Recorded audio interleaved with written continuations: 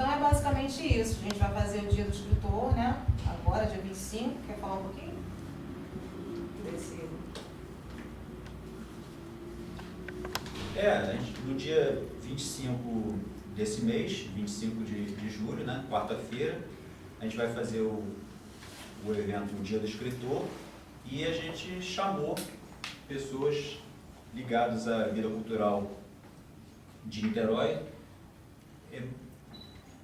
dessa forma, em consonância com isso que a gente está colocando, que a gente acha que é importante esse apoio mútuo, essa divulgação de todos, né? A ideia é que as pessoas se acostumem com essa divulgação mútua e a partir daí a gente acredita que pode ter um fortalecimento da cena cultural em Niterói, né? Não só em Niterói, né? Mas o máximo que a gente possa fazer de divulgação. Então a gente vai estar com... Vou ler aqui. Tá. A gente vai estar com Ivone Rosa, que é do projeto Diário da Poesia. Esse projeto. É esse que edita esse jornal belíssimo aqui. O jornal é editado bimestralmente, né? E o evento em si, o Saraus que eles promovem o jornal é mensal, né? Então vamos estar com Ivone Rosa, do projeto Diário da Poesia, com Leatrice Barros, que é do Clube do Livro, Niterói, Paulo Roberto Chequete, que é do Movimento Escritores ao Ar Livre, que é bastante interessante também, porque é um evento semanal. Você vê, né, que disposição de fazer um evento toda semana. E eles já completaram 10 anos de existência. Pois é, na Praça Getúlio Vargas, de manhã, né? De 10 a 1 da manhã, todo domingo na Praça Getúlio Vargas, em Caraí.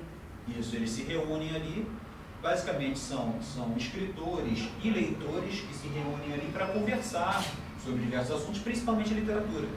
Então, se a pessoa tem o seu livro para vender, a pessoa vai ali, conversa e tenta vender o seu livro. Se a pessoa tem um fanzine, a pessoa chega ali, bate papo e vende o seu fanzine ou distribui.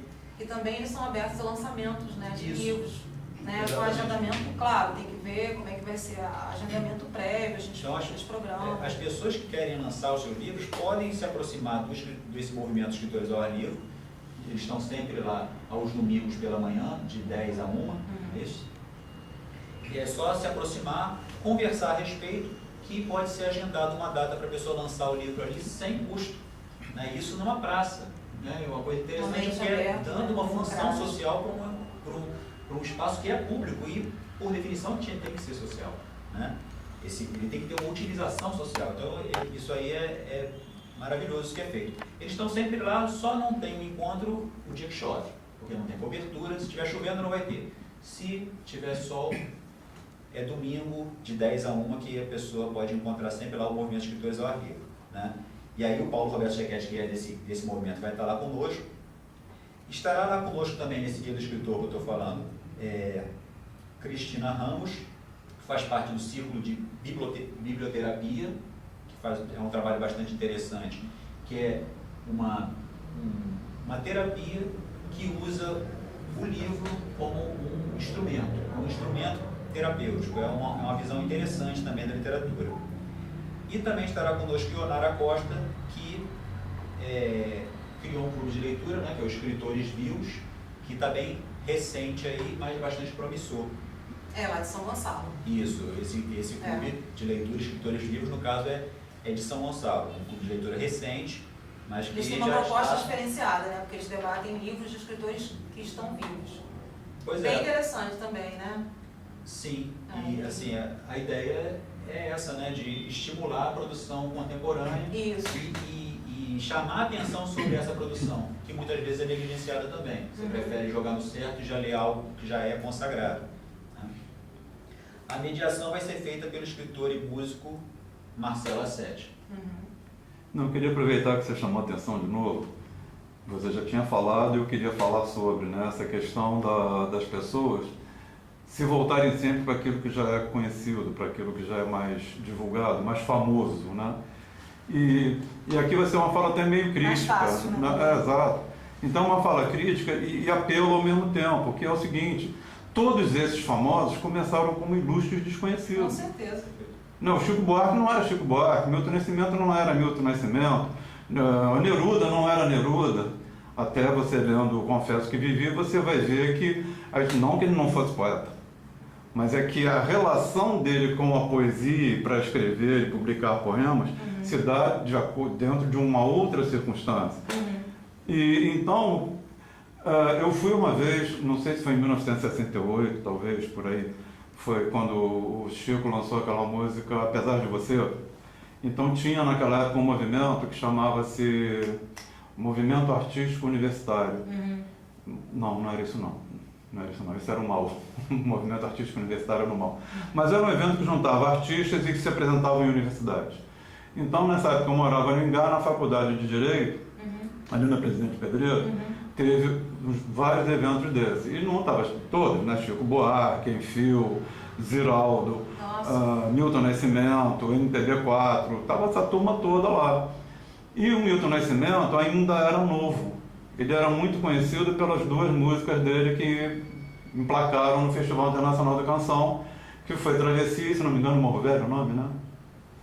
Acho que é Morro Velho. Bem, o que acontece? Ele estava com um trabalho novo, mas ele era novo, então só conheciam dele aquilo. E as pessoas ficavam o tempo todo pedindo para ele cantar Travessia, canta Travessia, canta Travessia. Quer dizer, se ele ficasse cantando Travessia, não teria sido o Milton que hoje é. Então, quer dizer, é uma crítica no sentido de, gente, olha só, é muito bom ouvir famosos, mas é muito bom você ouvir um novo, porque se a gente não der oportunidade ao novo, a gente vai estar apagando o novo e vai estar apagando a gente, porque a gente acaba se transformando em público reacionário. É um público que jamais vai aceitar novidade e se contenta sempre com aquilo que é o já estabelecido. O já estabelecido tem seu valor óbvio. Não estou dizendo aqui para ninguém parar de ouvir o Milton Nascimento, não estou dizendo para ninguém parar de ler Cecília Meirelles, não é nada disso.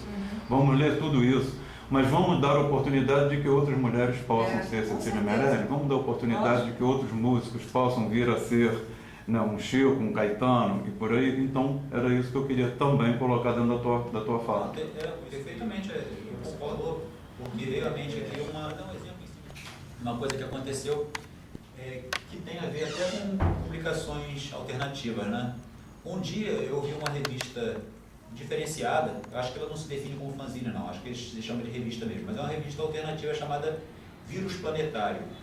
Aí eu peguei essa revista Vírus Planetário, estava lendo várias coisas interessantes, críticas e tal, algumas críticas sociais, outras divulgações de determinadas coisas culturais, e aí eu vi uma entrevista com uma banda da qual eu nunca tinha ouvido falar.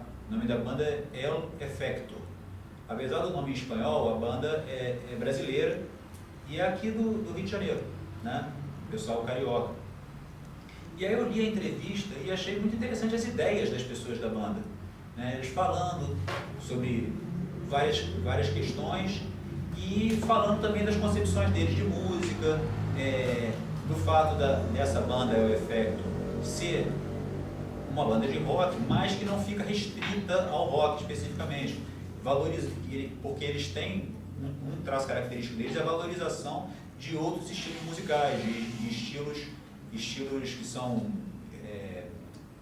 estilos mais populares e tradicionais aqui do Brasil, então, e a variedade de instrumentos também que eles inserem nas músicas deles. Então, por causa das ideias que eles manifestaram, as ideias principalmente ligadas a causas sociais que eles manifestaram na entrevista, e também por essa concepção mais aberta de música, não aquela coisa... Eu gosto muito de rock, né? Mas enfim, é meio chato quando a pessoa fica careta dentro do rock, é uma contradição em si, né? Fica presa dentro daquela coisa formatada. Eles, pela entrevista, eu senti que eles não eram assim. Eu pensei, poxa, que interessante, eu queria conhecer essa banda.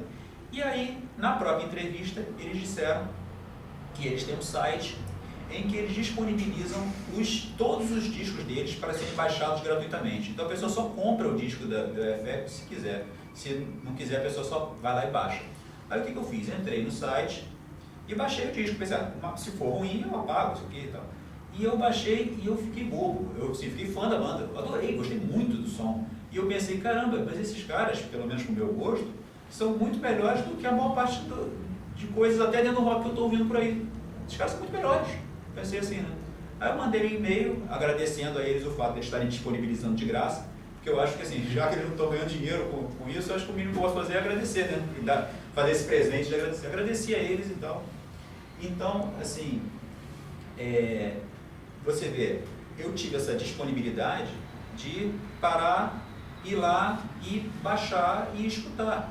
Agora eu fico pensando, tem muita gente que você fala de determinada banda e a pessoa fala assim, como é que é o nome da banda? Ah, não, nunca ouvi falar. A pessoa, parece um xingamento, o jeito que a pessoa fala, que nunca ouviu falar, ou seja, isso é ruim. Quer dizer, porque você nunca ouviu falar é ruim? Qual é a correlação entre as duas coisas? O fato de você não conhecer significa que a banda é ruim? Inclusive no meu ambiente de trabalho, já aconteceu de eu estar escutando, eu boto lá para tocar não muito alto no meu computador algumas músicas, estava tocando El Efecto. E aconteceu de pessoas perguntarem, que banda é essa? E eu falar, é o Efecto. E a pessoa falar assim, nunca ouvi falar. Ninguém é obrigado a gostar, mas dizer que...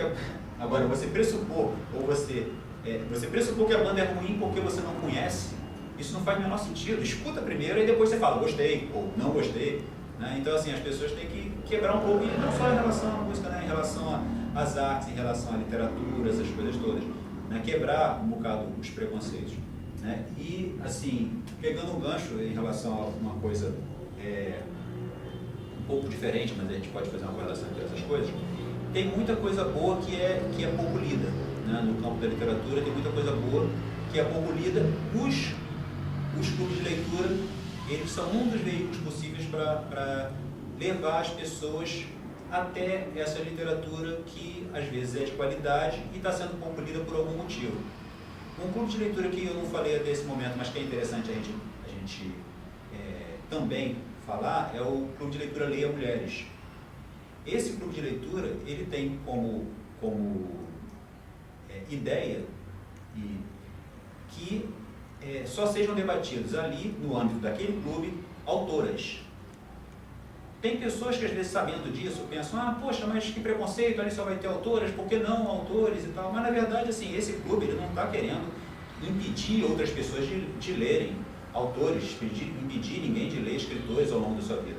É que esse clube optou por essa especificidade, que ali naquele âmbito só vão ser lidas mulheres. Por quê? Porque houve uma constatação que as mulheres, elas são menos publicadas, elas são menos lidas, elas são menos contempladas com prêmios, elas estão menos nas coletâneas de literatura, coletâneas escolares, elas são menos homenageadas, então elas estão em uma situação de desvantagem dentro do campo da literatura, por motivos históricos mil aí. Tem gente que às vezes não compreende isso que a gente está colocando. Na verdade, quando o Leia Mulheres foi iniciado, esse tipo de clube de leitura, a ideia não é justamente tentar fazer uma certa contraposição a isso. Né? Então, as pessoas que acharem que tem a ver a gente se debruçar um bocado sobre essa boa literatura feita por mulheres e quiserem se agregar ao grupo, vai estar livre a fazer isso.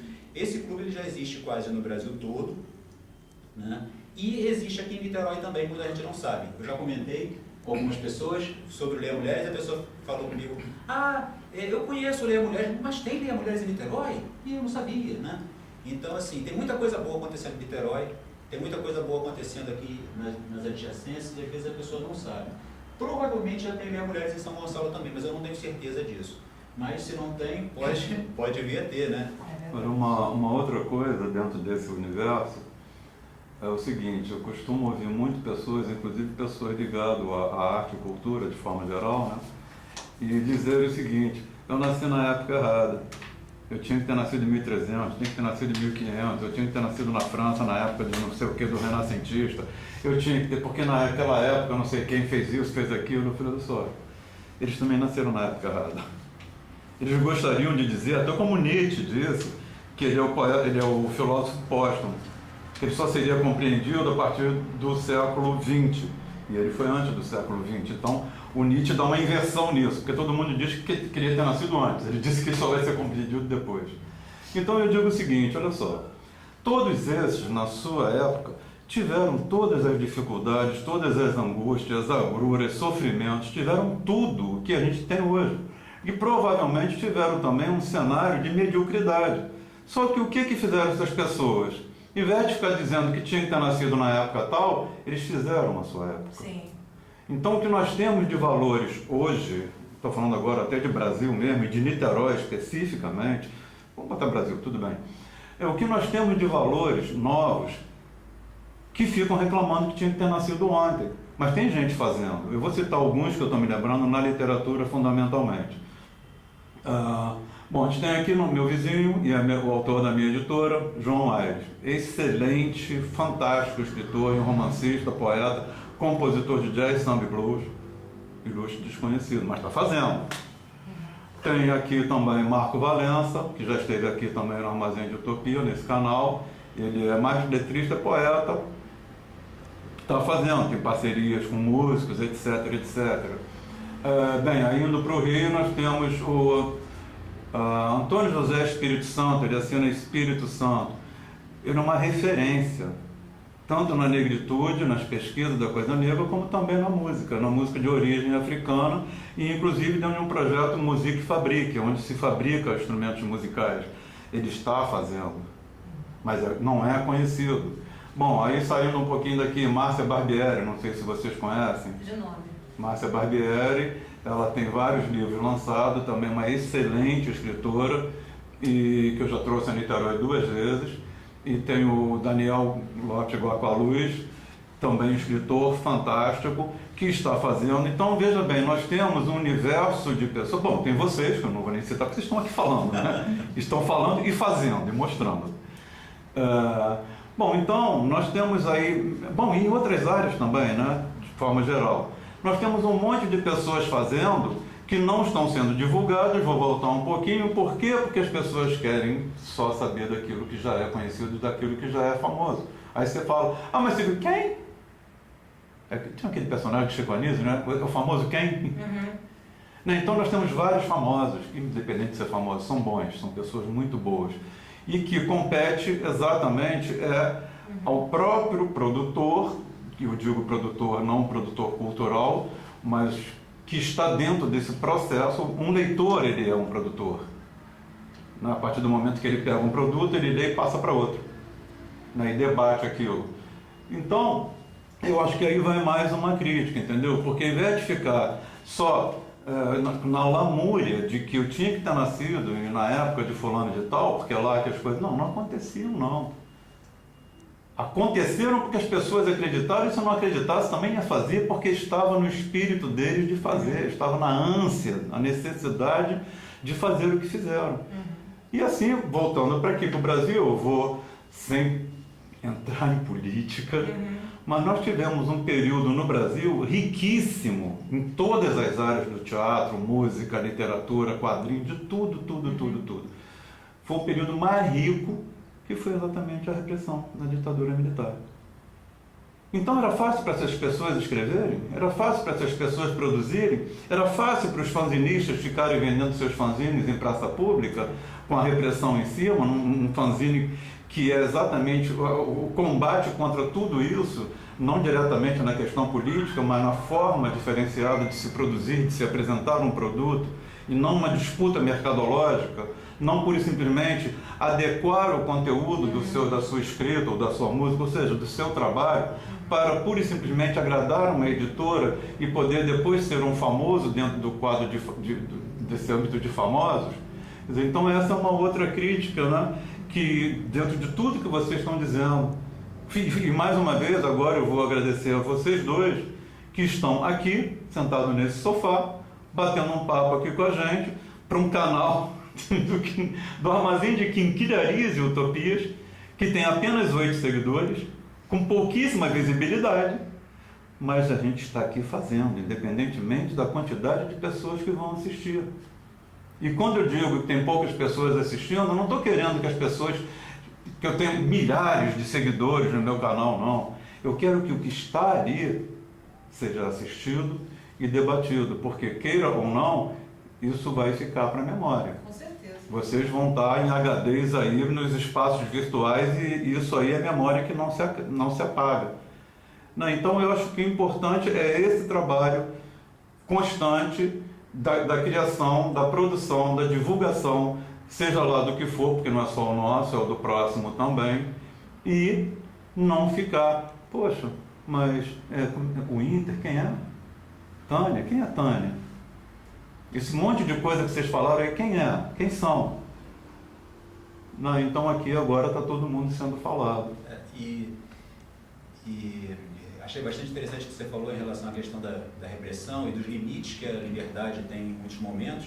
que a pessoa tem que ter a ousadia de enfrentar e de fazer, né? Arregaçar as mangas e fazer. O Graciliano Ramos, né, que é um escritor que a gente contemplou em um dos eventos de literatura na varanda, no Memórias do Cárcere ele tem um trecho muito interessante em que ele escreve mais ou menos assim, que de liberdade absoluta ninguém desfruta, não desfruta de liberdade total, porque mas que entre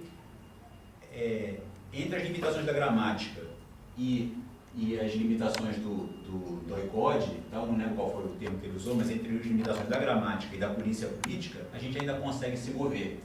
Então ele falou isso no sentido de, olha, a gente tem que arregaçar as mangas e fazer, e vai fazer o que é possível, né? Dependendo do ambiente histórico que você tiver, você vai fazer mais ou menos. O que não dá para você é ficar parado e culpar os outros por você ficar parado. Não dá para parar, tem que ir em frente. E a gente vê que isso, né, esse livro crítico aqui que eu tenho, que eu falo do João Antônio Fraga e Lima Barreto, é o menos contemplado pela bibliografia universitária, né, que as pessoas menos conhecem, é o Antônio Fraga. O Antônio Fraga, ele era filho de um padeiro e de uma costureira, né, que se conheceram durante um congresso operário. Ele morava no Mangue, os pais se separaram muito cedo e ele, no caso, teve um ensino formal, muito pouco ensino formal, não chegou a completar a 4ª série primária. Isso também, né, de certa forma, também por vontade dele mesmo, porque ele falou que achava a escola muito chata, tem essas coisas todas, e os pais, no caso, falaram, tá bom, então você vai estudar aqui em casa com a gente, né? E no caso ele estudou muito e tal, mas a questão não é nem exatamente essa. Ele sempre foi pobre. Antônio Fraga foi pobre durante a vida toda e, no entanto, ele conseguiu fazer a obra literária dele. E não só a obra literária dele, como ele conseguiu incentivar muita gente a se aproximar da literatura e da arte em geral. Ele criou um grupo literário chamado Grupo Literário Morro, ainda no Rio de Janeiro, que ele fez a chamada primeira exposição de poesia pública do mundo. Ele botou assim de uma maneira meio provocativa, fez isso aqui no Rio. Mas o mais interessante que eu acho da biografia do Antônio Fraga é o seguinte: chegou um dado momento que ele estava muito sem grana, morando na cidade do Rio de Janeiro, e resolveu sair daquele ambiente ali, que era o ambiente, né, de efervescência cultural e tudo mais, e ele saiu dali e foi para Queimados. Queimados, né, hoje é um município pequeno, né, eu não conheço, mas dizem que tem pouca coisa, as pessoas sempre falam de Queimados como lugar, lá não tem nada, pelo menos é o que eu escuto hoje. Se hoje as pessoas dizem que não tem nada em Queimados, e hoje é um município, imagina naquela época, lá para os anos 30, 40, quando era só um distrito de Nova Iguaçu, né? E ele foi lá para Queimados, foi morar lá, fixou residência lá em Queimados, e ele conseguiu agitar o ambiente cultural de Queimados. Ele alfabetizou crianças, adultos na região, ele criou grupos teatrais, ele deu oficinas literárias na região de Queimados. Então, assim, ele chegou, arregaçou as mangas e fez, né? O que a gente vê, infelizmente ainda, né, em muitos locais, é a pessoa que está dentro do campo da literatura, mas está dentro desse campo da literatura com o nariz em pé. Eu estou falando isso assim, de coração aberto, estou falando para criticar as pessoas, não. Eu estou fazendo um clamor para quem tiver, né, com esse nariz em pé, fazer uma autocrítica, parar e pensar, será se eu não estou muito com o nariz em pé? Poxa, eu posso modificar. Todos nós podemos nos modificar naquilo que a gente está de errado. Né? Tem muita gente que está dentro do campo da literatura e que não quer arregaçar as mangas para fazer as coisas, né? E fica só, critica o governo, critica tal coisa, fala, não estão fazendo. Não estão mesmo. Estou querendo passar a mão na cabeça do governo, não estão mesmo. Só que assim, você vai ficar esperando eles fazerem? Vai esperar a vida inteira. Então, assim, o interessante é a gente fazer como o Antônio Fraga fez, arregaçar as mangas e, do nosso jeito, promover, não só a nossa literatura, mas promover a arte em geral. Né? Porque eu acho que isso, no final das contas, vai ser bom para todos nós.